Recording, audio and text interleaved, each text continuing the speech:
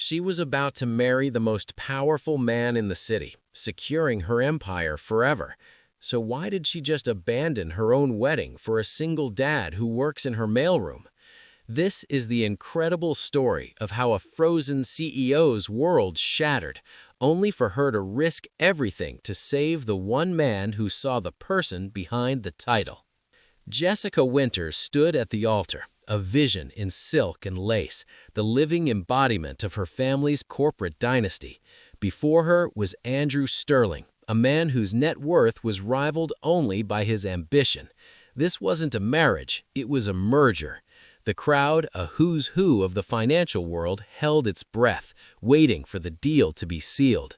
But as the officiant spoke of devotion, Jessica, the infamous ice queen of the corporate world, felt a crack form in her frozen facade. She had inherited the Winters Corporation, her father's life's work, and was groomed from birth to be a successor, not a daughter. Stock options came before driving lessons, hostile takeovers before first dates. Emotions were liabilities, attachments were weaknesses. Her heart was a locked boardroom, and no one had the key. Her engagement to Andrew was the perfect, passionless contract. He didn't want her heart, he wanted her company's assets. She needed his conglomerate's reach to secure her father's legacy. It was a cold, clean, and logical transaction. Meanwhile, in the sprawling ecosystem of Winters Corporation, Mark Taylor was practically invisible. He ran the mailroom, a forgotten cog in a machine of thousands. But Mark's life wasn't measured in profit margins. It was measured in scraped knees, bedtime stories, and the brilliant, toothy smile of his 7-year-old daughter, Lily. He was a single father, a man whose quiet decency was his only real asset. He moved through the world with a gentleness that was completely alien to Jessica's reality, representing everything she'd been taught to dismiss: softness, simplicity, and a wealth that couldn't be counted. Their worlds should never have collided, but fate has a strange sense of humor. A month before the wedding, Jessica was working late, a storm of anxiety churning under her calm surface. As she left the deserted building, her hand flew to her neck. Her mother's locket was gone. It was the only sentimental thing she owned, a quiet rebellion against her father's cold world. She'd never put a photo inside, always feeling she lacked a memory pure enough to be worthy of it. The next morning, a small package was on her desk. Inside was the locket, polished to a shine, with a note on simple copy paper. "Miss Winters, I found this near the west entrance. I hope it's important to you. It looks like it holds a memory." It was signed, Mark Taylor, Mailroom. She went down to the mailroom herself, a move that sent shockwaves through the lower floors. She found him sorting envelopes, humming softly. She offered him a reward, a check with enough zeros to change his life. He just shook his head, a small, genuine smile on his face. "Just seeing you get it back is enough," he said. "My mom used to say that some things are worth more than money." Just then, Lily, who was coloring in a corner waiting for her dad, ran up and handed Jessica a drawing of a smiling sun. It was such a small human moment, a tiny pinprick of warmth in her icy universe, and that single interaction became a dangerous seed. On her wedding day, standing at the altar, that seed began to sprout. The grandeur felt suffocating. Andrew's possessive hand on her arm felt like a cage. Hidden in her bouquet was another drawing from Lily that Mark had sent through office mail. It was a picture of a queen with a sad face.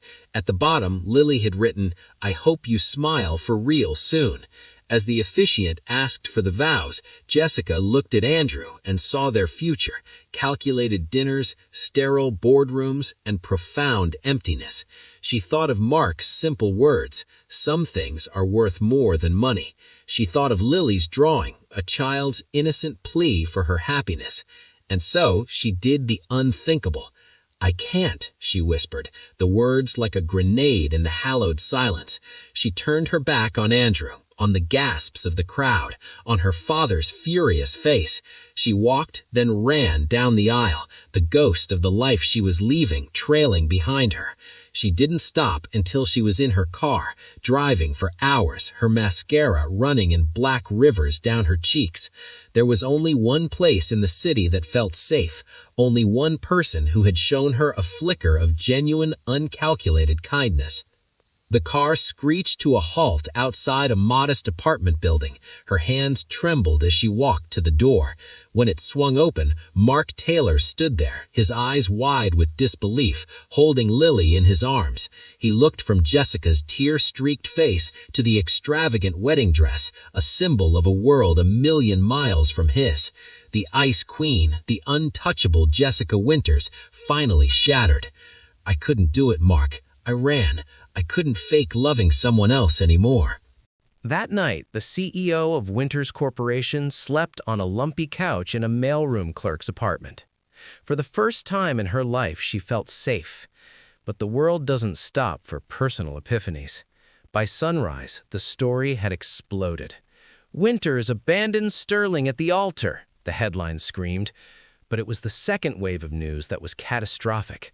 A paparazzo, tipped off by an unknown source, had captured a single damning photo. Jessica Winters, in her wedding dress, walking into an unknown man's apartment. The narrative was immediate and vicious. She wasn't a woman escaping a loveless future. She was an unstable adulteress who torpedoed a multi-billion-dollar merger for an affair. The stock of Winters Corporation began to freefall. The real attack, though, was far more personal. Andrew Sterling was not a man who tolerated humiliation. His fury was cold and calculating. He called for an emergency board meeting, invoking a clause concerning executive misconduct. His motion to have Jessica immediately removed as CEO. He didn't just have the narrative, he had a weapon. And that weapon was Mark Taylor. Mark arrived at work and was summoned to the 50th floor. He walked into a room of hostile, accusing eyes. Andrew projected the paparazzi photo onto a massive screen. "This man," Andrew announced, "is Mark Taylor, a mailroom employee, and this is the man for whom Jessica Winters jeopardized all of our livelihoods." He painted a lurid picture, twisting Mark's decent life into something ugly, presenting a falsified employee file to portray him as a manipulative opportunist. The board, watching their fortunes evaporate, was ready to believe anything. "The motion is on the table," a board member said grimly. "All in favor of removing Miss Winters?" Before the hands could go up, the boardroom doors were thrown open, and there stood Jessica, still in the wedding dress, now rumpled and stained with tea. The room fell into a stunned silence. She looked like a warrior. "You will sit down, Andrew," she said, her voice quiet but ringing with unquestionable authority. She strode to the head of the table. "You convened this meeting to discuss my stability, to question my judgment? Let's talk about the merger you had me hours from signing." She plugged a data stick into the console, and the photo of her and Mark was replaced with spreadsheets and hidden memos. "You accuse me of threatening this company's future," she said, her voice rising. "I just saved it." One by one, she exposed it all. The fraudulent asset valuations, the hidden debt, the predatory clauses Andrew had buried in the contract. He had planned to absorb Winters Corp, strip its patents, and let the core company collapse under his own conglomerate's debt. It was a corporate raid disguised as a marriage. Using the knowledge she'd gleaned over a year of cold dinners, she utterly annihilated him. The board stared, mouths agape, as the man they saw as a savior was revealed to be a predator. Jessica had won the battle, but as security escorted an angry Andrew out, his look promised a war was just beginning. In the weeks that followed, the office became a battlefield. Jessica kept her job, but the scandal clung to her. She and Mark were pariahs. Whispers followed them everywhere. Andrew, working from the shadows, was relentless, feeding tips to journalists to keep the story alive. Then he targeted Mark directly. Mark was due to present a logistics project he'd been working on for months. The night before, his files were corrupted. The presentation was a disaster, and he was publicly humiliated. Jessica knew it was Andrew's work. She vetoed Mark's recommended dismissal and called him to her office. He walked in, defeated. "You were sabotaged. Andrew was trying to hurt me by destroying you. He thinks you're my weakness." She paused. "I'm not going to let that happen. From now on, you work for me, directly." She created a new position for him, Special Projects Analyst, reporting only to the CEO. It was a declaration of war. And so began their unlikely alliance. They spent long nights in her office, their goal twofold: run the company under immense pressure and find concrete proof of Andrew's conspiracy. She was demanding and relentless, fueled by coffee and a cold fire. He was her counterbalance, the stubborn warmth that refused to be extinguished. He'd leave a sandwich on her desk, insisting she eat. He'd talk about Lily's soccer game, injecting a dose of normal life into their high-stakes world. One night, exhausted, Jessica fiddled with the locket at her neck. Mark asked about it. "It was my mother's," she whispered. "It told me to keep it for a memory of pure joy, something to remind me what was real." She opened the empty clasp. "I've been a CEO for 10 years, she said, a profound sadness in her eyes, "and I've never had a single memory I felt was worthy of putting inside." In that moment, she wasn't the Ice Queen, she was just Jessica. The breakthrough came from Lily. While playing a game on Mark's laptop, she accidentally stumbled into a folder of cached, deleted instant messages. On the screen were fragmented conversations between Andrew and the treacherous VP of Operations. The words were cryptic but damning. "Logistics project is neutralized. T will take the fall." And "final push at the gala. The board is primed. She won't see it coming." It was the thread they needed. The war was about to come to a spectacular end. The night of the company holiday gala arrived. The ballroom was a sea of black ties and glittering gowns. Andrew was the star of the show, his confidence absolute. He believed Jessica was walking into her own execution. Mark was by her side, looking surprisingly at ease in a rented tux. As the orchestra began to play, Jessica turned to Mark. "Dance with me." The whispers started instantly as they moved to the center of the floor, a defiant act of loyalty. "The whole world is watching," he murmured. She looked up at him, her eyes clear.